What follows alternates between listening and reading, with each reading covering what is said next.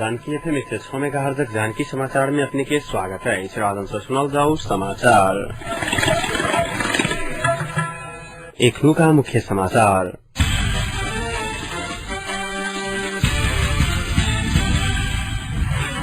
नेपालक सीमांतकृत समुदाय उपर राज्य आ कानून विभेद करल उप प्रधान तथा गृहमंत्री विजय कुमार गच्छेदार के दावी।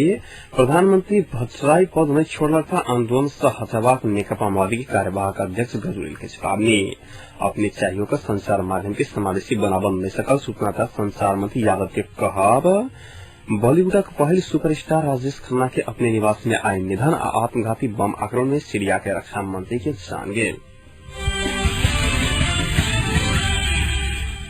उप प्रधान तथा गृहमंत्री विजय कुमार गच्छेदार नेपालक सीमांतकृत समुदाय उपर राज्य आ कानून में विभेद करल बतौना। असमानता और सकारात्मक विभेद विश्वव्यापी बहस के रूप में नेपाली संदर्भ विषयक 3 दिने सम्मेलन के आज काठमांडू में संबोधन कर गृहमंत्री गच्छेदार अल्पसंख्यक मधेसी तथा जनजाति के कोनो व्यक्ति विशेष पार्टी व संस्था नहीं राज्य अहिठम के कानून विभेद करल दावी कैने छलखिन।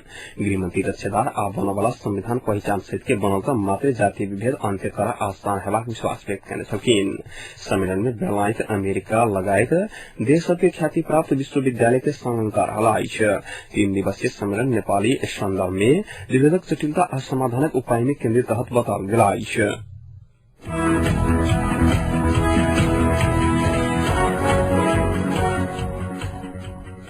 नेकपा माओवादी कार्यवाहक अध्यक्ष सीपी गजुरेल प्रधानमंत्री बाबूराम भट्टराई अपने पद में छोड़लक तो उनका आंदोलन से हटावा के चेतावनी देना। वो आंदोलन के आंधी बिहारी से भट्टराई के बालुआटार और सिंह दरबार से निकाला के तैयारी कल जा रहा बतौले छलखिन। रिपोर्टर्स क्लब नेपाल आयोजना के साक्षात्कार में वो अपने सब आंदोलन के तैयारी में रहल जानकारी देने छलखिन। वो प्रधानमंत्री के हटावा के आंदोलन में कांग्रेस एमाले नेतृत्व के मोर्चा के सेहो संग चलवाक उल्लेख कैने छलखिन। वो क्रांतिकारी शक्ति संघ के तेसर मोर्चा निर्माण करवाक बाबूराम भट्टराई के हटावा के विषय के लकर कांग्रेस एमाले के मोर्चा संग सहकार कल जाए मुदा विषय में हमरा सबके बात नहीं मिले कहलेन जे वो माओवादी संघ पार्टी एकता संभव नहीं भेल।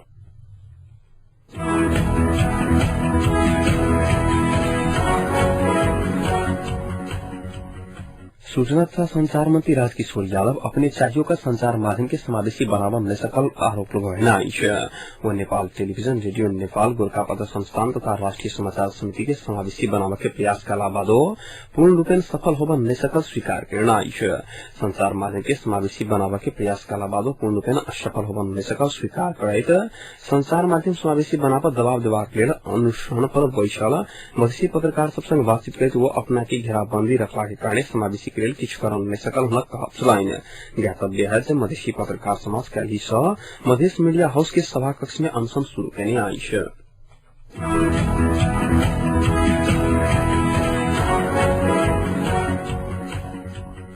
एकीकृत नेकपा माओवादी के सातम विस्तारित बैसार आज से शुरू भ गेल। आई अध्यक्ष के राजनीतिक प्रति ऊपर समूहगत छलफल अंतिम छल। छलफल के लिए सहभागी सबके विभिन्न सदस्य में विभाजन कयल गेल छल। समूहगत छलफल से आयल विषय सबके कल नेता सब समक्ष बैसार प्रचार समिति के संयोजक विश्वभक्त दुलाल आहुति जानकारी देने आई। पार्टी विभाजन के बाद पहली बार आयोजना कयल गेल विस्तारित बैसार में देश भर के करीब 5000 कार्यकर्ता के सहभागी रहल छल। अध्यक्ष कहल प्रस्तुत के राजनीतिक प्रतिवेदन ऊपर के छलफल कल से शुरू भेल छल।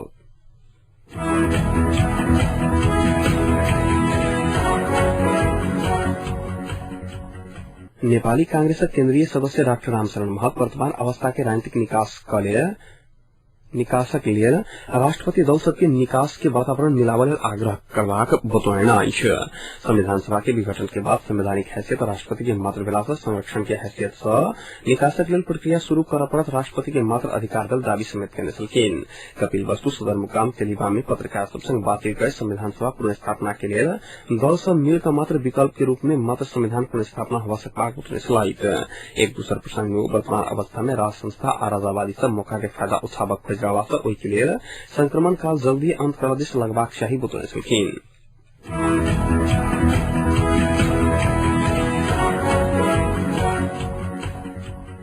बॉलीवुडक पहिल सुपरस्टार राजेश खन्ना के आई निधन भेलाइछ।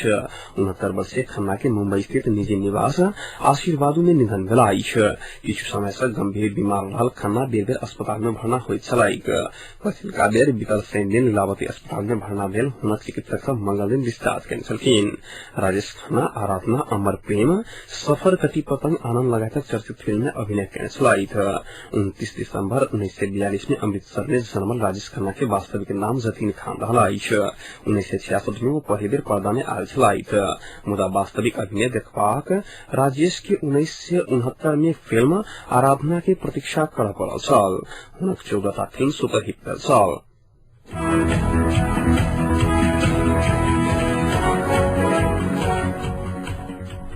सीरियाक रक्षा मंत्री दाऊद अशरफ के आत्मघाती बम आक्रमण में मृत्यु भगलाइछ। राजधानी दमश्क में रहल राष्ट्रीय सुरक्षा मुख्यालय में मंत्रिपरिषदक बैसार भऽ रहल समय विस्फोट में राजा सहित अन्य सुरक्षा अधिकारी के सेहो जान गेल। सरकारी टेलीविजन के उद्धृत करैत बीबीसी जनौलक अछि। आक्रमण में राष्ट्रपति बशर अल असद के नजदीकक आफंत सेहो रहल आ राष्ट्रीय सुरक्षा कार्यालय के प्रमुख के समेत जान गेल अछि। 65 वर्षीय राजा राष्ट्रपति बशर अल असद विरुद्ध भऽ रहल गृह युद्ध में मृत्यु भेल उच्च सरकारी अधिकृत रहलाइछ। आक्रमणकारी राष्ट्रपति बशर अल असद निकट सुरक्षा गार्ड रहल बीबीसी जनौलक अछि। राष्ट्रपति असद के 40 वर्ष लंबा शासन विरुद्ध विगत 16 महीना से सीरिया में हिंसात्मक विद्रोह जारी अछि।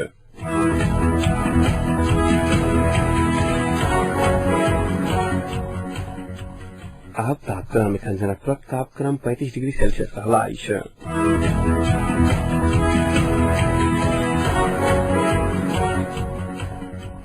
प्रमुख समाचार अंत में पुनः एक बेर फेर छ।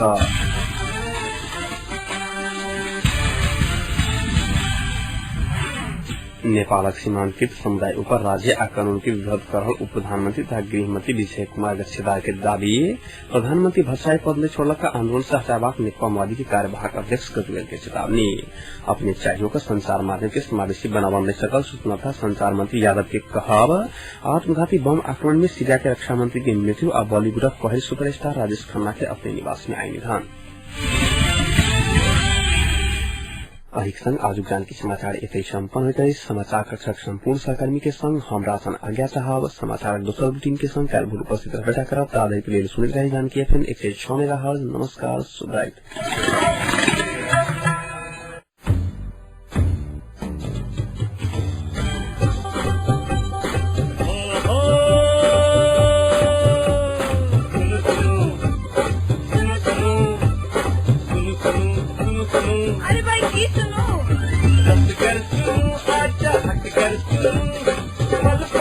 खबर घर फैसल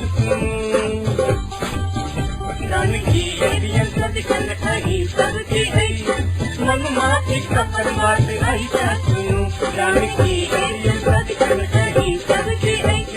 मन माथे खबर बात आई सुनो